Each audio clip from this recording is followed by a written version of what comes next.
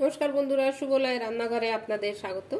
আজ বানাবো আমি ভুসো চিংড়ি দিয়ে পুঁই মিচুলি। পুঁই মিচুলিটাকে কেটে ফেটে রেখে নিয়েছি। তেলটা গরম হয়ে গেছে, দিয়ে দিলাম চিংড়ি। লবণ হলুদ দিয়ে আমি মেখে মাছটাকে ভেজে নিচ্ছি। মাছটা ভাজা হয়ে মাছটা বের করে নিলাম। দিয়ে দেবো সর্ষের তেল। তেল গরম হয়ে গেছে, দিলাম হাফ চামচ পাঁচফোড়ন। পাঁচফোড়নটা লাল হয়ে গেছে, দিয়ে দিলাম কেটে রাখা পেঁয়াজ, দুটো পেঁয়াজ দিলাম। দিয়ে দিলাম 5টা কাঁচা লঙ্কা কুচি কুচি করে কেটে রেখেছি। পেঁয়াজটা ভাজা হয়ে গেছে, দিয়ে দেবো সবজিটা।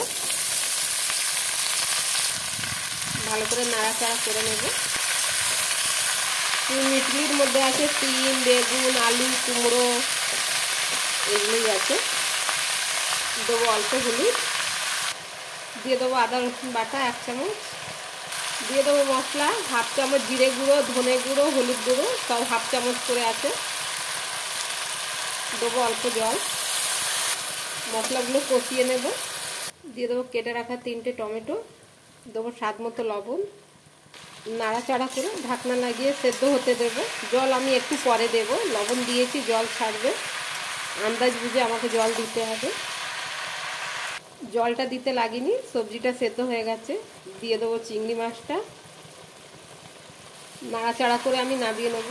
বন্ধুরা, যদি আপনাদের আমার এই ভিডিওটা ভালো লেগে থাকে, রেসিপিটা ভালো লেগে থাকে, তাহলে লাইক, কমেন্ট, সাবস্ক্রাইব অবশ্যই করবেন। ধন্যবাদ।